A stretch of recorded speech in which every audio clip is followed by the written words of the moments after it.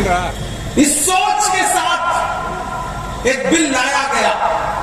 मैं 3 साल से देश की पार्लियामेंट में हूं। मैं 3 साल से मुसलसल देख रहा था, कभी प्राइवेट मेंबर बिल के जरिए वक्फ रिपील एक्ट लाया जाता था। उसी समय मुझे समझ में आ गया था कि एक बड़ी साजिश रची जा रही है और वो बिल की शक्ल में आएगी। बिल आया, पास भी हो गया क्योंकि संख्या बल उनके पास था। लेकिन मैं इस मुल्क के विपक्ष के तमाम पॉलिटिकल पार्टियों को, तमाम मेंबर ऑफ पार्लियामेंट को इस मंच पर खड़ा होकर के सैल्यूट करूंगा, सलाम करूंगा उनको कि अगर लोकसभा में उस बिल के समर्थन में 288 वोट पड़ रहे थे तो उस बिल के खिलाफ में 232 वोट पड़े, जबकि देश की लोकसभा में मुस्लिम सांसद सिर्फ 24 हैं। 200 से ज्यादा इस देश का हिंदू भाई, दलित भाई, ईसाई भाई, सिख भाई अलग-अलग उस बिल के खिलाफ खड़ा था और पूरे दिन और पूरी रात चलने वाली पार्लियामेंट में सुबह 3:30 बजे वोटिंग कर रहा था उस बिल के खिलाफ लोकसभा में। यह है इस मुल्क की खूबसूरती, यह है इस मुल्क की गंगा जमुनी तहजीब। मुझे आज भी याद है, हमारे पंजाब का हमारा एक साथी है मेंबर ऑफ पार्लियामेंट है, राजा बड़ी, उसका भाषण सुनना सरदार है वो, उसने कितनी असरदार बात कही है। मुझे फख्र है इस मुल्क की गंगा जमुनी तहजीब पर, भले ही उसको पामाल करने की कितनी साजिशें की जाए, लेकिन जब राज्यसभा में अगले दिन यह बिल आया तो अगर इस बिल की हिमायत में 128 वोट पड़े तो अपोजिशन के 95 मेंबर ऑफ पार्लियामेंट राज्यसभा में ऐसे थे जो इस बिल के खिलाफ खड़े थे। और सुबह के 3 बजे बीमारी की हालत में सोनिया गांधी जी इस बिल के खिलाफ वोट करने के लिए राज्यसभा में मौजूद थी।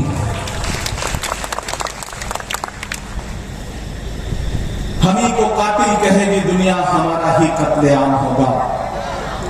हमी को कातिल कहेगी दुनिया, हमारा ही कत्लेआम होगा। हमी कुएं खोदते फिरेंगे, हमी में पानी हराम होगा। ये जो साजिशें हैं इन्हें समझने की जरूरत है और डरने की जरूरत नहीं है, और आप डरने वाले लोग भी नहीं है। मैं तो अलग-अलग देश की पार्लियामेंट में खड़ा होकर के आपके हवाले से बोल के आया हूं और पूरे मुल्क में जाके ये कह रहा हूं कि नहीं, ऐसा नहीं होगा, कभी ऐसा नहीं होगा, कभी ईमान का कुरान का सौदा नहीं होगा।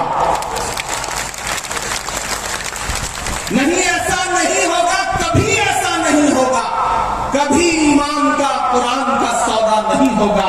हमें तुम कत्ल कर दो शौक से मंजूर है, लेकिन शरीयत के किसी मुद्दे पे समझौता नहीं होगा, नहीं होगा।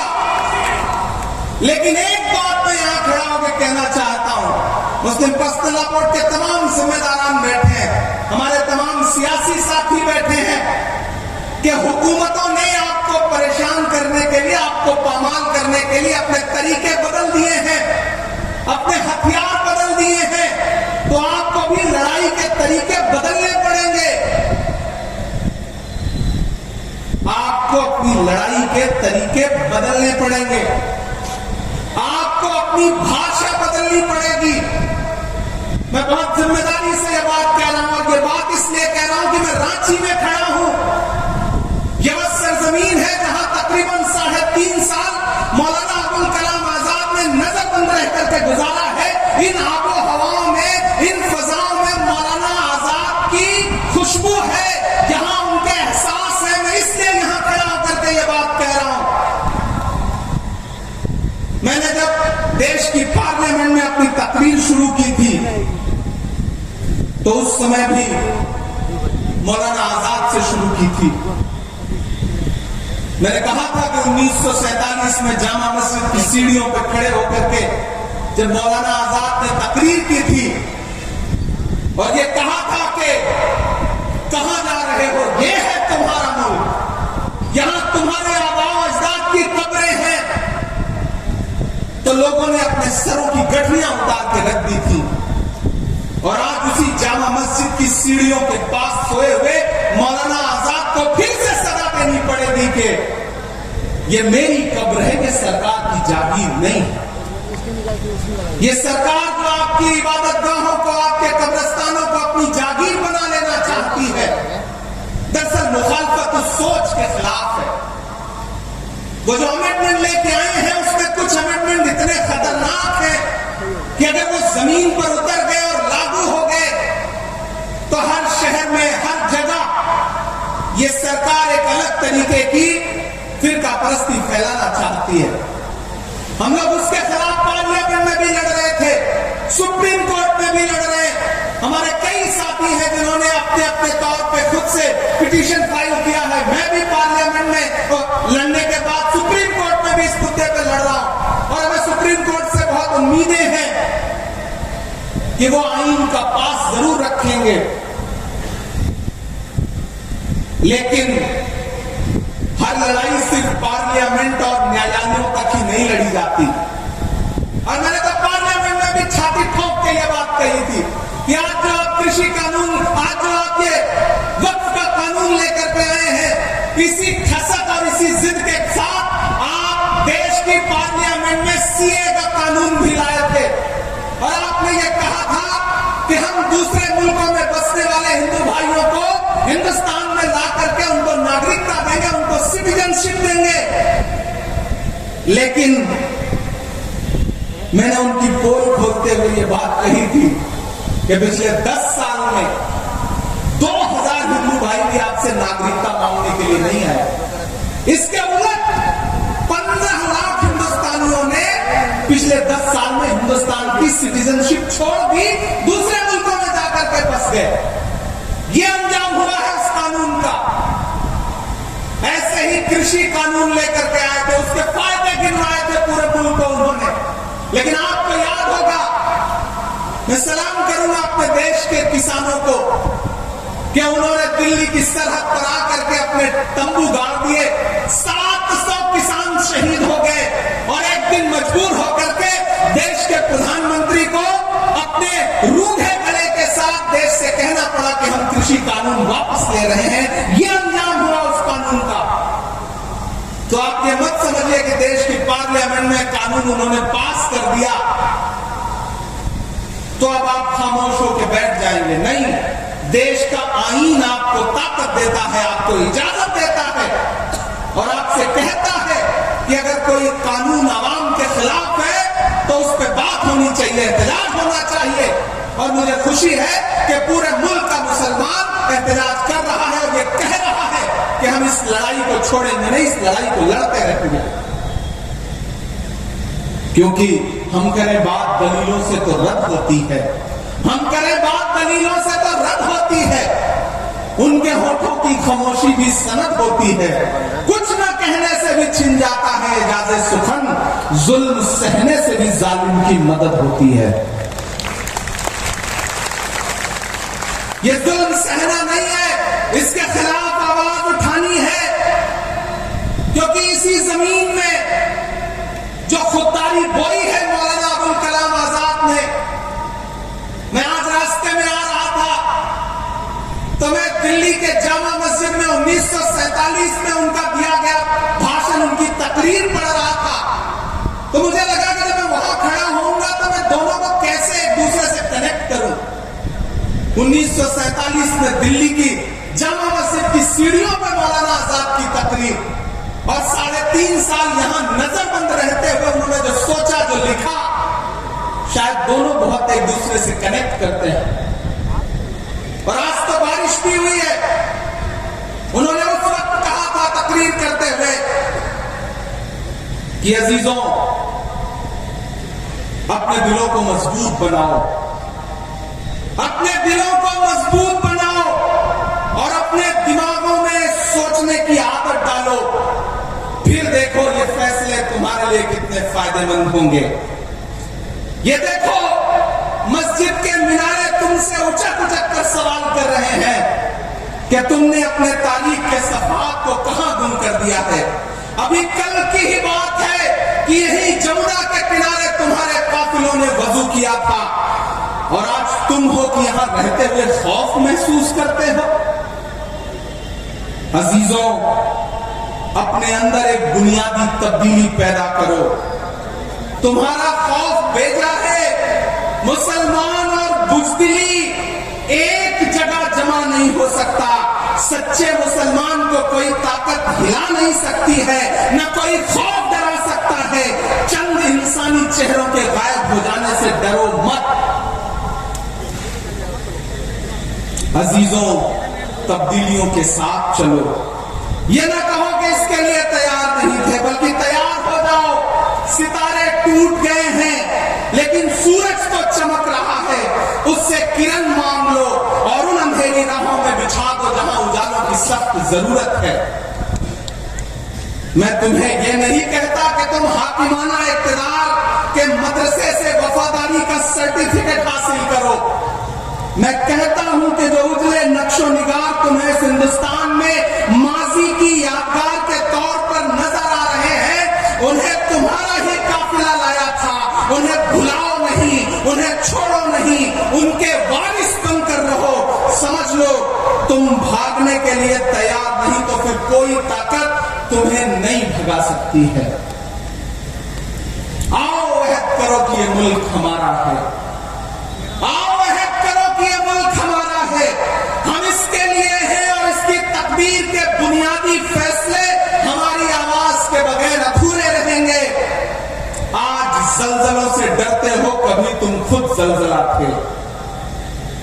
आज अंधेरे से कांपते हो, क्या याद नहीं रहा कि तुम्हारा वजूद खुद में एक उजाला था? ये बादलों ने मैला पानी क्या बरसाया कि तुमने भीग जाने के डर से पायजामे ऊपर चढ़ा दिए? वो तुम्हारे ही स्टाफ थे जो समुद्रों में उतर गए, पहाड़ों की छातियों को रौंद डाला, आंधियां आई तो उनसे कह दिया कि तुम्हारा रास्ता ये नहीं है। ये ईमान से भटकने की बात है कि शहंशाहों के गिरेबान से खेलने वाले आज खुद अपने गिरेबान से खेलने लगे हैं। अजीजों, मेरे पास कोई नया नुस्खा नहीं है, वही 1400 बरस पुराना नुस्खा है।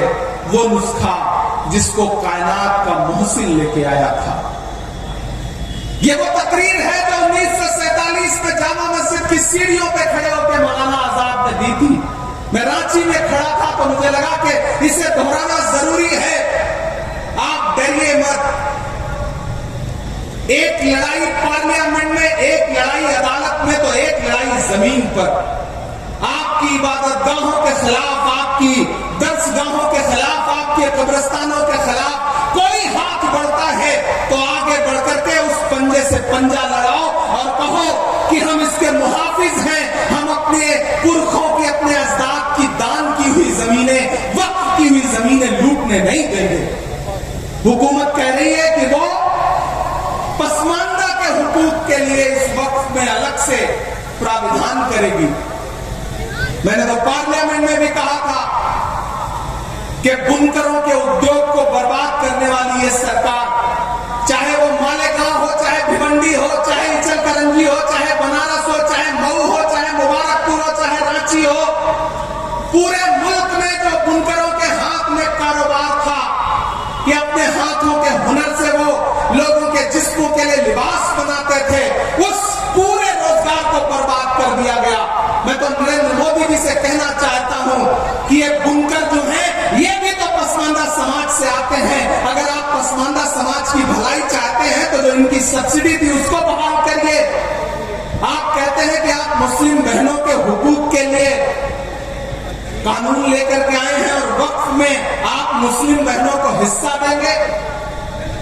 नरेंद्र मोदी जी, हमें गुजरात की बेटी बिल्किस याद है, जब आप दिल्ली के लाल किले पर खड़े होकर के 15 अगस्त को इस देश में महिला सशक्तिकरण पर भाषण दे रहे थे, तो उसके महज 2.5 घंटे के बाद आपके गृह राज्य गुजरात में न सिर्फ बिल्किस के बलात्कारी रिहा किए जा रहे थे, बल्कि उनको आपकी पार्टी के नेता मालाएं पहना कर उनका इस्तेमाल कर रहे थे। और आप बात करते हैं मुस्लिम बहनों के हुकूक की। ये कहानी किसी और को सुनाइएगा नरेंद्र मोदी साहब। हम समझते हैं इस खेल को, हमारी नई नस्लें समझती हैं इस खेल को। ये लड़ाई जारी रहनी चाहिए। रांची वालों, एक बात याद रखना कि जब वक्त पे कोई लड़ाई लड़ी जाती है तो जीत उसमें यकीनन हमारी होती है। वक्त की अहमियत को समझना पड़ेगा। जो अखबार सुबह 5 रुपए का एक बिकता है, शाम होते होते वही 5 रुपए का 1 किलो मिलता है। वक्त की अहमियत को समझना पड़ेगा। खामोश मत होइएगा, डरिएगा मत, क्योंकि जब तक शेर अपनी कहानियां खुद लिखना नहीं सीखेंगे तब तक अपनी कहानियों में शिकारी खुद को महान बताते रहेंगे। हर प्लेटफॉर्म पे आवाज उठाइए, आवाज़ बुलंद बोलिए। इस देश के सिख भाई, इस देश के आदिवासी भाई, इस देश के दलित भाई, इस देश के पिछड़े और इस देश के अमन पसंद फॉरवर्ड क्लास के लोग भी आपके साथ हैं। वो इस लड़ाई में आपकी बाट जोड़ रहे हैं और आपका साथ देने के लिए तैयार हैं। और मैं जिस पार्टी से आता हूं उसका माइनॉरिटी डिपार्टमेंट का नेशनल चेयरमैन होने की हैसियत से भी कह रहा हूं कि आने वाले दिनों में जब भी सरकार बदलेगी, मैं यकीन दिलाता हूं आप सारे लोगों को कि पहली फुर्सत में जब भी हुकूमत बदलेगी, ये जो भी आईन के खिलाफ जाकर के अमेंडमेंट लाए हैं, इसको एक झटके में फिर उसी संसद के जरिए बदलने का काम इंडिया गठबंधन करेगा, कांग्रेस पार्टी करेगी। ये हम आपको भरोसा दिलाते हैं। इसलिए बिल्कुल मायूस मत होइए, मायूसी कुफ्र है। हम लड़ेंगे, अपनी जमीनों की हिफाजत करेंगे, अपनी दरसगाहों की हिफाजत करेंगे, अपनी खानकाहों की हिफाजत करेंगे, अपने कब्रिस्तानों की हिफाजत करेंगे। कोई हुकूमत, कोई सरकार हमसे छीन नहीं सकती। और अभी हफीजुल भाई ने तो भरोसा भी दिलाया, यहां के चीफ मिनिस्टर साहब भी, हेमंत सोरेन साहब भी इस चीज को लेकर के संजीदा हैं। तो कम से कम कर्नाटक हो, तेलंगाना हो, झारखंड हो, ऐसे कई सूबे हैं जहां भाजपा की नफरत वाली सोच के बरक्स एक नई सेकुलर सोच खड़ी है, जो उनके किसी भी कानून के खिलाफ, जो कानून अवाम के हक में नहीं है, उसको अपने यहां इंप्लीमेंट नहीं होने देगी। ये हम आपको भरोसा दिलाते हैं। आपने बहुत लंबी तकरीरें सुनी है, बहुत ज्यादा बात नहीं करनी है। बस आपका इस बात के लिए शुक्रिया अदा करना है कि आप इस बारिश में भी हजारों की तादाद में यहाँ इकट्ठे हुए। कोई आंधी, कोई तूफान, कोई बारिश अगर आपको रोक नहीं पा रहा है तो फिर ये आपका जज्बा ही हमारी ताकत है। ये जो हमारे मुस्लिम पर्सनल बोर्ड के जो तमाम बुजुर्ग बैठे हैं, ये आपके हौसले की बुनियाद पर लड़ रहे हैं। इन्होंने अपनी उम्र जी ली है, लेकिन ये अपने आने वाले मुस्तकबिल के लिए लड़ रहे हैं, अपने नए नस्ल के बच्चों के लिए लड़ रहे हैं। यहां मौजूद एक शख्स हमारे इन बुजुर्गों के हौसले के लिए, इनके लिए दुआ के लिए एक हाथ उठा करके, ताली बजा करके इनका एहसास दिलाए कि कौम की नई नस्ल आपके साथ खड़ी है। आप पूरे मुल्क में इस आंदोलन की अलग जगा के रखिए, इंकलाब बर्पा करके रखिए। इंशाअल्लाह नई नस्ल आपको जब भी जरूरत होगी, बदन में जो भी लहू है तेरी अमानत है, जहां जहां हो जरूरत वसूल कर लेना। हम सारे लोग किसी कुर्बानी से पीछे नहीं हटेंगे। किसानों ने 700 जाने कुर्बान की, लेकिन हुकूमत को झुकने पे मजबूर कर दिया। तो हम तो सरकार से कहना चाहते हैं कि तुझको कितनों का लहू चाहिए अर्ज़े वतन, कितनी आंखों से कलेजा तेरा ठंडा होगा। अगर आपके कलेजे की ठंडक के लिए आपको कुर्बानियों की दरकार है, तो मैंने पार्लियामेंट में भी कहा था और यहां भी कह रहा हूं कि उनसे 2 कदम आगे ये इमरान खड़ा मिलेगा। अगर आपको कुर्बानियों की दरकार है तो आप लीजिए। और हमने अभी दिखाया, समाज ने दिखाया कि जब पड़ोस के मुल्क ने हमारे मुल्क में दहशतगर्दी फैलाई, तो बंगाल के झंडू अली शेख ने पहली शहादत दी पहलगाम अटैक के बाद। जब पड़ोसी मुल्क ये सोच रहा था कि हिंदुस्तान में नफरतें फैला करके वो हमारी एकजुटता को तोड़ने का काम करेगा, तो कर्नल सोफिया कुरैशी आगे निकल के आई और उसने पूरी दुनिया को बताया कि ऑपरेशन सिंदूर क्या था। जब पड़ोसी ये सोच रहा था कि हम भारत को कमजोर करने के लिए कौमों में नफरतें फैला देंगे, तो बिहार के छपरा के बीएसएफ के इंस्पेक्टर मोहम्मद इम्तियाज ने कहा कि मैं इस मुल्क के लिए जान कुर्बान करने को तैयार हूं, और उन्होंने इस मुल्क की मिट्टी के लिए अपनी जान कुर्बान कर दी और जवाब दे दिया उनको जिन्होंने कहा था कि पंचर बनाते हैं लोग। याद है वो जुमला? कहा था ना कि पंचर बनाते हैं लोग। लेकिन इस कौम ने बता दिया, इस समाज ने बता दिया कि नहीं साहब, हम सिर्फ पंचर नहीं बनाते हैं। मैंने तो एक शेर कहा उस दौरान कि ये किसने कह दिया तुमसे कि बस पंचर बनाते हैं? ये किसने कह दिया तुमसे कि बस पंचर बनाते हैं? वतन पे हंस के जो कट जाए ऐसे सर बनाते हैं। वो चाहे ब्रिगेडियर उस्मान हो या बीर अब्दुल हमीद हो, जब भी आपको जरूरत पड़ी है हम 2 कदम आगे खड़े मिले, तो हम यहां से खड़े होकर इस सरकार से यह कहना भी चाहते हैं कि इतना जुल्म मत करिए। ये बड़े भोले भाले लोग हैं, खुदा ने इनके हाथों में हुनर दिया है, अपने हाथों के हुनर की बुनियाद पर अपने लिए 2 रोजी और रोटी का जुगाड़ करते हैं, मेहनत करते हैं, कमाते हैं। इनको कम से कम सुकून से मस्जिदों में इबादत करने दीजिए, खानकाहों में बैठने दीजिए, दरसगाहों में पढ़ने दीजिए और सुकून से कब्रों में सोने दीजिए। हमारी कब्रों पे बुलडोजर मत चलाइए। हम आपसे ये मुतालबा करते हैं और हमें डराइए मत। मत समझना डराने से डर जाएंगे, अब के सारी हदों से गुजर जाएंगे। मत समझना डराने से डर जाएंगे, अब के सारी हदों से गुजर जाएंगे। मौत के नाम का खौफ देता है, क्यों? मौत जिस रोज आएगी मर जाएंगे।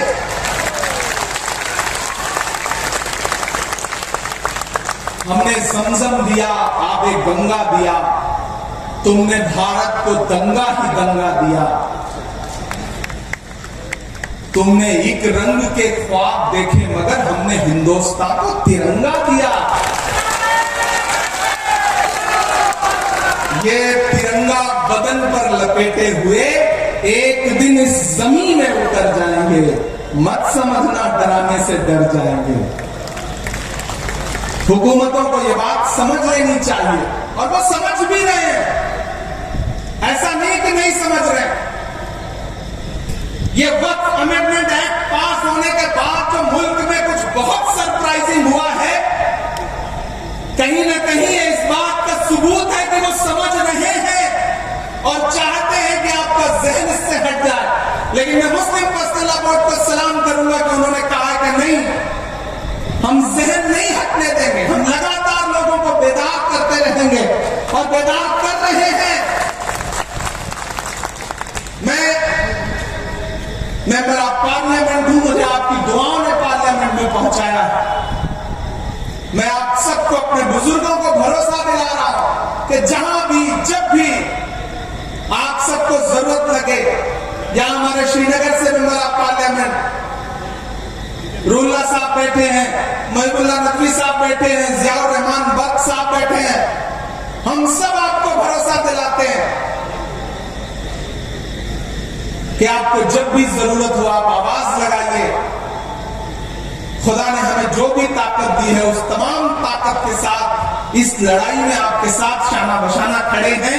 ये नहीं देखेंगे कि क्या नफा होगा क्या नुकसान होगा, जो होगा होगा। ये लड़ाई बहुत जरूरी है और ये लड़ाई बहुत अहम है। हम इस लड़ाई में आपके साथ खड़े हैं। आपका एक बार फिर से बहुत शुक्रिया।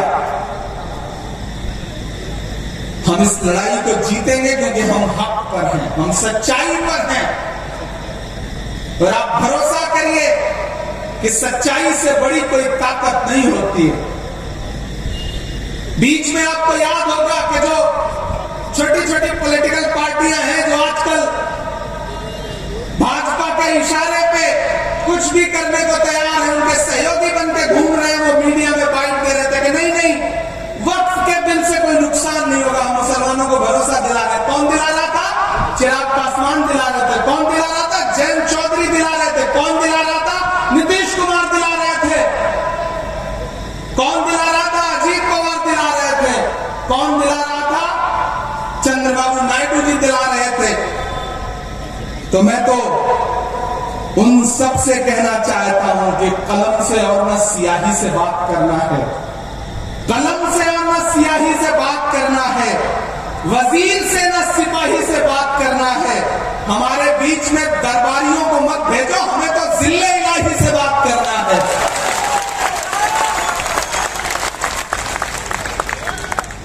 हम हुकूमत से सीधे कह रहे हैं कि आप आईन को कुचलिए मत। डॉक्टर बाबा साहब अम्बेडकर का लिखा हुआ है जो आईन है, ये जो संविधान है, उसका आर्टिकल 14 हो, आर्टिकल 26 हो, आर्टिकल 30 हो, वो इस मुल्क के हर शहरी को, हर नागरिक को ये इजाजत देता है कि वो जैसे चाहे वैसे पूजा कर सकते हैं, इबादत कर सकते हैं, अपने इबादत गाहें बना सकते हैं, अपने गुरुद्वारे बना सकते हैं, मंदिर बना सकते हैं, मस्जिद बना सकते हैं। आप उस आईन को पामाल कर रहे हैं। नरेंद्र मोदी जी की बड़ी एक ऐसी बात आपको बताता हूं कि आपको लगेगा कि हां ये भी एक पहलू है। वो जब भी जिस चीज को ज्यादा रखने की कोशिश करे, ज्यादा उसके फेवर में दिखने की कोशिश करे, समझ लीजिए खतरा ज्यादा है। 2014 में याद है जब वो देश के प्रधानमंत्री बनकर पहली बार देश की पार्लियामेंट में आए थे, तो उन्होंने देश की पार्लियामेंट की सीढ़ियों पे माथा टेका था। याद है आपको वो तस्वीर? संसद में घुसने से पहले संसद की सीढ़ियों पे माथा टेका था। और अंजाम फिर क्या हुआ कि 10 साल बीतते बीतते उन्होंने पुरानी संसद ही बदल दी, नई संसद बना दी। इस बार उन्होंने क्या किया है? इस बार उन्होंने संविधान को माथा टेका है। इसलिए खतरा बहुत बढ़ गया है। ये जो एक्ट ला रहे हैं, दरअसल ये संविधान को बदलने की साजिशें हैं। और उनके तमाम नेता हो, चाहे लल्लू सिंह हो, चाहे अनंत हेगड़े हो, चाहे दिया मिर्धा हो, चाहे अरुण गोविल हो, उन्होंने चुनावी नारों में कहा है कि हम संविधान बदलेंगे, हमें 400 सीटें दीजिए। वो तो भला हो इस देश के अमन पसंद लोगों का कि उन्होंने 400 पार का नारा लगाने वालों को 240 पे लाके अटका दिया। उनको हुकूमत चलाने के लिए 2 बैसाखियों की जरूरत पड़ी, एक नीतीश बाबू की, एक चंद्र बाबू की। एक भी बैसाखी हटकी, सरकार की सांस अटकी।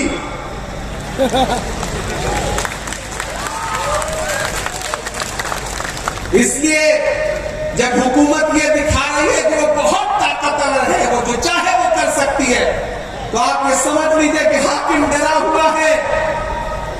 डरा हुआ इंसान आवाम को ज्यादा डराने की कोशिश करता है। इसलिए डरना नहीं है, बिल्कुल डरना नहीं है। हुकूमत की आंख से आंख मिला के कहना है कि मैं ये नहीं कहता कि मेरा सर न मिलेगा, मैं ये नहीं कहता कि मेरा सर न मिलेगा, लेकिन मेरी आंखों में तुझे डर न मिलेगा। पूरी दुनिया में उथल पुथल मची है, पूरी दुनिया में उथल पुथल मची है। इसलिए अपना किरदार दुरुस्त करो, दुआओं की सदाएं बुलंद करो, हक पर रहो। जो हक पे होगा उस हक के रास्ते में बड़ी ताकत है। जाते जाते एक शेर सुना के जा रहा हूं, आप कनेक्ट कर लेना मैं कहां से कह रहा हूं, नाम नहीं लूंगा, कि कहीं दरिया, कहीं कौसार, कहीं झीलें हैं। रांची वालों, कान और दिमाग और दिल तीनों खोल के सुनिएगा और पहुंचाइएगा मैं जहां तक बताना चाहता हूं कि कहीं दरिया, कहीं कौसार, कहीं झीलें हैं। मैं भी यही बैठा था तो बड़ा जिक्र हुआ, हमारे चिश्ती साहब बोल रहे थे तो उन्होंने जिक्र किया। बैठे बैठे ये मिसरे हुए कि कहीं दरिया, कहीं कौसार, कहीं झीलें हैं। ऐ मेरे रब तेरे होने की ये तफसीलें हैं। कहीं दरिया, कहीं कौसार, कहीं झीलें हैं। ऐ मेरे रब तेरे होने की ये तफसीलें हैं। जालिमों पर जो बरसती हुई देखी हमने, तैयार रहना, जालिमों पर जो बरसती हुई देखी हमने, ये मिसाइल नहीं है, ये तो अबाबीलें हैं।